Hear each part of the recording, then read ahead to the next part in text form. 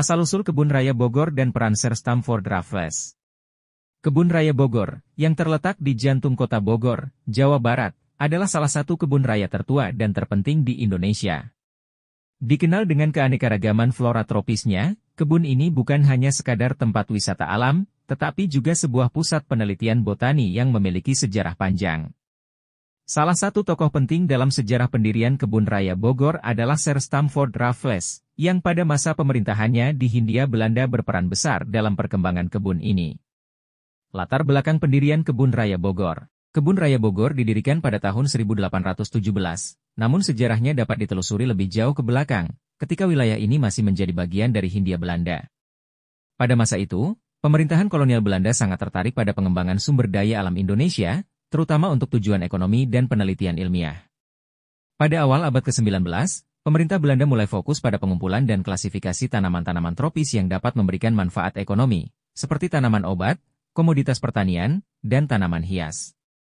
Oleh karena itu, seorang ilmuwan asal Belanda, Dr. C.G.C. Reinward, yang juga seorang ahli botani, mulai mengusulkan pendirian kebun raya sebagai pusat penelitian dan konservasi tumbuhan di Bogor, yang dianggap memiliki iklim dan kondisi tanah yang cocok. 31. Peran Sir Stamford Raffles dalam sejarah Kebun Raya Bogor. Meskipun ide pendirian Kebun Raya Bogor muncul pada masa pemerintahan kolonial Belanda, nama Sir Stamford Raffles memiliki peranan yang sangat penting dalam sejarah kebun ini. Raffles, yang dikenal sebagai Gubernur Jenderal Inggris di Jawa, 1811-1816, memimpin periode singkat ketika Inggris menguasai sebagian besar wilayah Hindia Belanda, termasuk Jawa. Selama masa pemerintahannya, Raffles menunjukkan perhatian besar terhadap ilmu pengetahuan, terutama dalam bidang botani dan sejarah alam. Raffles memiliki minat yang mendalam terhadap tumbuhan tropis dan berusaha untuk melakukan eksplorasi serta dokumentasi flora dan fauna yang ada di wilayah Nusantara. Pada tahun 1811, Raffles memerintahkan untuk mendirikan kebun botani di Bogor, yang dimaksudkan sebagai tempat penelitian dan koleksi tanaman-tanaman penting. Raffles tidak hanya menyetujui pendirian kebun ini, tetapi juga menunjuk seorang ahli botani Belanda, Dr. Reinward, untuk merencanakan dan mengelola kebun tersebut. Raffles berharap kebun ini dapat berfungsi sebagai pusat studi yang akan mengumpulkan berbagai tanaman tropis yang dapat digunakan untuk kepentingan pertanian dan perdagangan. Raffles juga sangat tertarik dengan tanaman-tanaman yang memiliki potensi besar dalam dunia perdagangan internasional, seperti tanaman kopi, teh, dan rempah-rempah.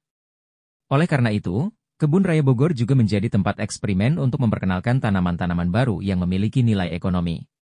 Pengembangan dan warisan Kebun Raya Bogor. Setelah Raffles meninggal, Lekan Jawa pada tahun 1816, kebun ini terus berkembang di bawah pengelolaan pemerintah kolonial Belanda. Kebun ini kemudian dibuka secara resmi pada tahun 1817, dan dikenal dengan nama Hortus Botanicus Bogoriensis. Kebun Raya Bogor menjadi pusat penelitian botani yang sangat penting, tidak hanya bagi Belanda, tetapi juga bagi ilmuwan dari seluruh dunia.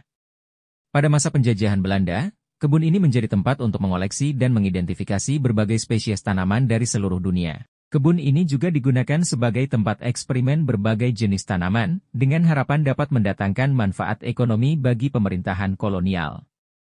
Sebagai pusat ilmu pengetahuan, Kebun Raya Bogor memiliki pengaruh yang sangat besar dalam pengembangan ilmu pengetahuan botani di Indonesia dan dunia.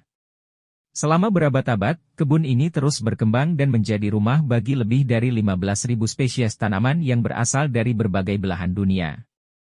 Kesimpulan, Kebun Raya Bogor adalah bukti nyata dari pentingnya ilmu pengetahuan dan perhatian terhadap konservasi alam sejak masa pemerintahan kolonial.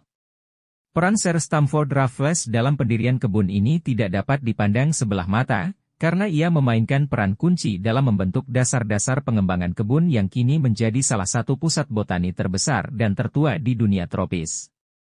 Keberadaannya yang terus berkembang hingga saat ini menunjukkan warisan sejarah yang mendalam dan pentingnya pelestarian alam bagi generasi mendatang.